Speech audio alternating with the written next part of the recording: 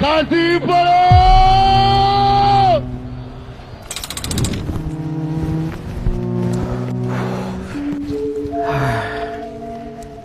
Madam, nimemcheki kila kitu, nimemcheki mapigo ya moyo, nimemcheki upumuaji, kila kitu kiko sawa. Kwani shida ilikuwa ni nini? Mwenzangu, jana tumetoka zetu wenyewe club, vibe, tumeenjoy. Afu yani unavyoniona mimi napenda vijana wadogo wadogo, yani mimi huwa ndo vitu vyangu yani. Kwa hiyo nikasema acha nimchukue kijana tuje tumalizie starehe zetu nyumbani. Tumefika vizuri, tumelala, alhamdulillah nimeamka mwepesi kama unavyoniona. Lakini sasa toka nimeamka na muamsha mwenzangu naona haamki, sasa sielewi tatizo ni nini. Kuna rafiki yangu issue kama hizi ndogo sana anaziweza. Ngoja nimpigie simu. Oh, Dr. G, bibi ndugu yangu.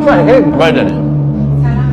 Nilikuwa sina ratiba kabisa leo kuja kazini, lakini kwa simu yako ngasema na kuheshimu. Sasa kwa ulivyonielezea ndugu yangu, ujue vijana kama hapa wana ule mchezo wakifika kama hivi wana nyumba nzuri, wanajipa magonjwa imadi wakati kazi ya kudumu.